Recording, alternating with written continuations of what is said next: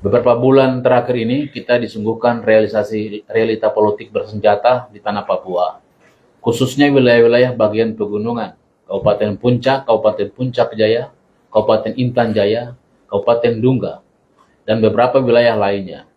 Aksi saling balas senjata tajam yang melibatkan aparat keamanan TNI Polri dan Tentara Nasional Pembebasan Papua Barat dan Organisasi Papua Merdeka atau TPN-OPM tidak hanya menyebabkan jatuhnya korban dari kedua belah pihak, tapi juga puluhan ribu warga pengungsi di beberapa wilayah yang dianggap masih aman dan layak untuk ditempati. Atas dasar situasi tersebut, kami anggota DPD RI dan DPR RI dari daerah pemilihan setanah Papua yang tergabung dalam Forum Komunikasi dan Aspirasi Masyarakat Papua MPR RI for Papua MPR menyampaikan pernyataan pers sebagai berikut. 1. Konflik bersenjata di tanah Papua yang telah berlangsung sejak lama dan belum juga menunjukkan intensitas yang menurun atau berkurang, bahkan semakin meningkatnya dan berubah, meningkat dan bertambah, membutuhkan respon terukur, terencana, dan komprehensif dari seluruh pihak. Tidak hanya pemerintah daerah, tetapi juga pemerintah pusat yang membawahi aparat keamanan TNI Polri, serta kementerian dan lembaga yang berkaitan langsung dengan penanganan konflik dari hulu hingga hilir. 2. Eskalasi jumlah korban dari berbagai pihak, baik aparat keamanan maupun masyarakat sipil, harus dipandang sebagai dampak dari persoalan konflik yang berlangsung sejak lama, sehingga penanganan atas situasi tersebut tidak parsial, pragmatis, dan juga pendek, apalagi sekedar mengandalkan penyelesaian dari perspektif keamanan semata. 3. Ribuan korban yang mengungsi sejak konflik bersenjata yang berlangsung beberapa bulan belakangan ini harus membuka mata, pikiran, dan hati pemerintah pusat untuk mengevaluasi kebijakan penanganan konflik di tanah Papua. Pendekatan keamanan dengan pengarahan aparat TNI Polri di tanah Papua harus dihentikan. Kebijakan tersebut hanya akan terus melahirkan trauma yang berkepanjangan dan semakin memperkuat kesan bahwa masyarakat Papua adalah objek pengamanan, bukan subjek kemanusiaan. 4.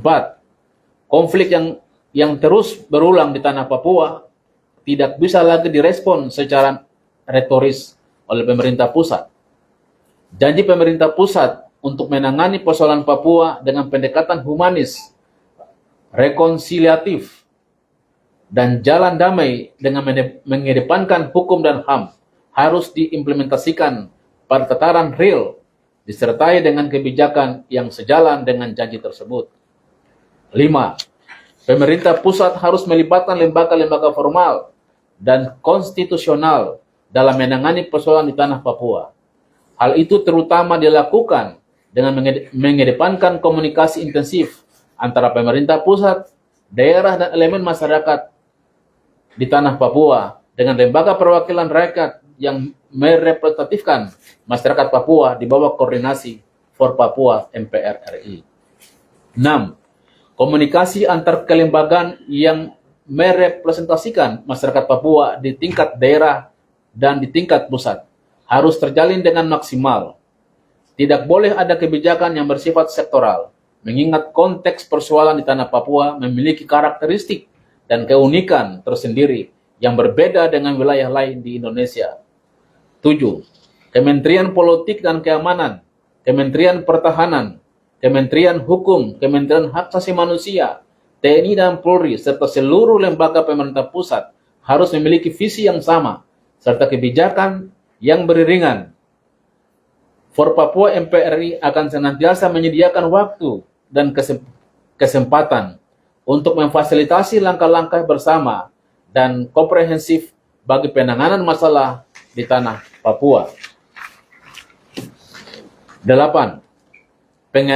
Penanganan persoalan di tanah Papua tidak bisa diselesaikan secara sepihak, melainkan membutuhkan kerjasama seluruh pihak yang berkepentingan dan berwenang di dalamnya.